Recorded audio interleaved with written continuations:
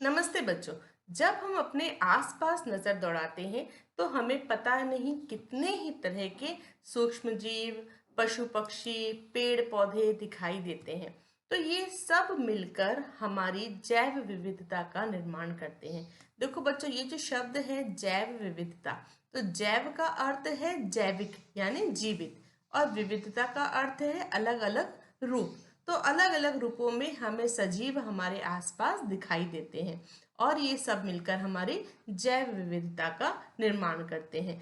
अभी तक जो बच्चों प्रजातियां हमें ज्ञात हैं उनकी संख्या लगभग 1.7 से 1.8 मिलियन है, और 1 मिलियन में 10 लाख की संख्या आती है।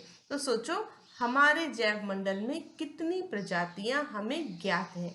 लेकिन बच्चों, ऐसा नहीं है कि ये जो प्रजातियां हमें ज्ञात हैं ये एक निश्चित संख्या हो गई, अब इसके बाद हमें कोई प्रजाति मिलेगी ही नहीं, या ये संख्या जो है ये बढ़ेगी नहीं। तो ऐसा नहीं होता। अगर हम किसी नए स्थान पर खोज करते हैं या किसी पुराने स्थान पर ही हम खोज करते हैं तो ऐसा बहुत बार संभव होता है कि हमें कोई नई जीव की प्रजाति मिल जाती है। इसलिए यह संख्या परिवर्तनशील है।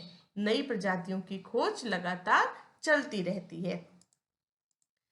इतनी सारी प्रजातियों के होने के कारण अब हम जीवों को पहचानेंगे कैसे, कैसे किसी को बताएंगे कि ये जीव का क्या नाम है। तो जीवों को पहचानने के लिए, उनके अध्ययन को व्यवस्थित करने के लिए नामकरण करना बहुत जरूरी हो गया। अब प्रत्येक जीव को स्थानीय स्तर पर तो हमने एक स्थानीय नाम दे दिया, लेकिन अगर हम किसी नए स्थान पर या किसी नए देश में जाते हैं तो वहां पर स्थानीय नाम तो कोई जानेगा नहीं।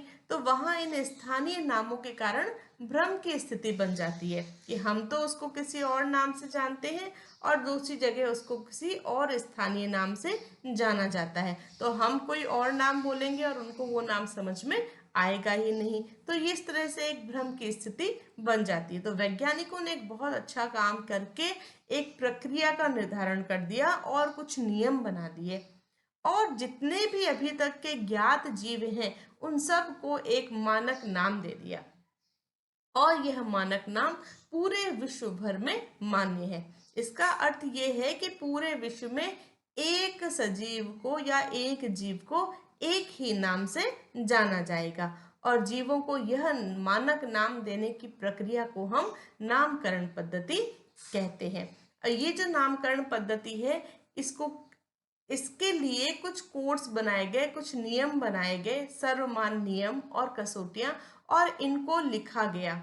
और इनके लिए पौधों के लिए बनाया गया international code of botanical nomenclature, जिसमें पौधों को किस तरह से नामकरण करना है इसके लिए सारे नियम और कसौटियों को लिखा गया। और दूसरा कोड बनाया गया ICZN, international code of zoological nomenclature, जिसमें जंतुओं को किस तरह से नाम देना है उसके लिए सारे नियम और कसौटियों को लिखा गया। तो ये दोनों कोड सारे नियमों का संग्रह है, और जिसके आधार पर हम जीवों का नामकरण सरलता से कर लेते हैं। तो यहाँ पर इस बात का भी ध्यान रखा जाता है कि प्रत्येक जीव को एक अलग नाम दिया जाए, कोई भी एक नाम दोबारा रिपीट नहीं किया जाता है, ताकि किसी भी तरह का कोई कंफ्यूजन पैदा नहीं हो। और यह जो नामकरण की पद्धति है इसको हम द्विनाम, बाइनोमियल द्विनाम पद्धति के नाम से जानते हैं, और इसको कैरोलस लिनियस ने सुझाया था। द्विनाम, दो नाम, तो दो नाम यहाँ पर बच्चों क्या होते हैं, इसमें पहला जो नाम होता है वो वंश को प्रदर्शित करता है और दूसरा नाम जाति को प्रदर्शित करता है।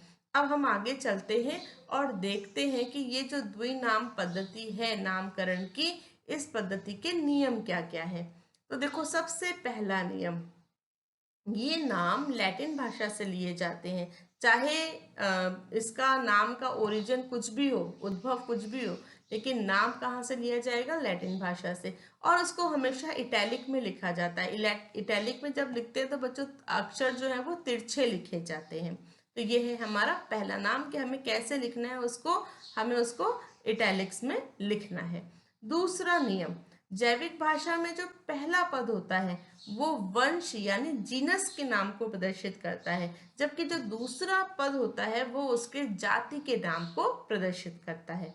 तीसरे नियम की बात करें, जब हम इन नामों को हाथ से लिखते हैं तो नाम के जो दो शब्द हैं, द्वि नाम पद्धति है, नाम के दो शब्द हैं, पहला वंश का दूसरा जाति का, तो इन दोनों शब्दों को हम अलग अलग अंडरलाइन करेंगे, रेखांकित करेंगे, तो ये उनके लैटिन उद्भव को दर्शाएगा। या तो हम इटैलिक्स में लिख दें, अगर इटैलिक्स में नहीं लिख रहे हैं तो हम उनको हाथ से लिखते समय अंडरलाइन करेंगे।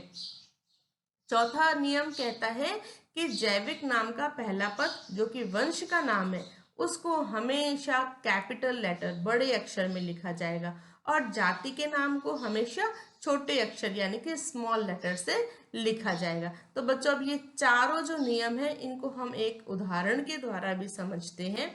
तो देखो, यहाँ मैंने दो उदाहरण लिखे हैं। पहला उदाहरण है होमो सेपियंस। बच्चों, ये हमारा यानी कि मानव का बायोलॉजिकल नेम है।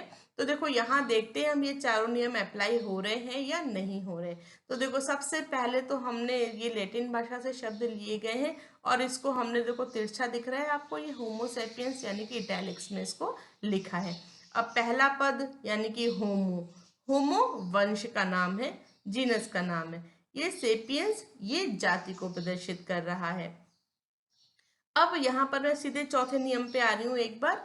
पहला पद यानी कि वंश के नाम को ये देखो मैंने एच कैपिटल से लिखा है, और जाति के नाम को ये मैंने एस स्मॉल से लिखा है। ठीक है, तो ये तीन नियम तो फॉलो हो गए।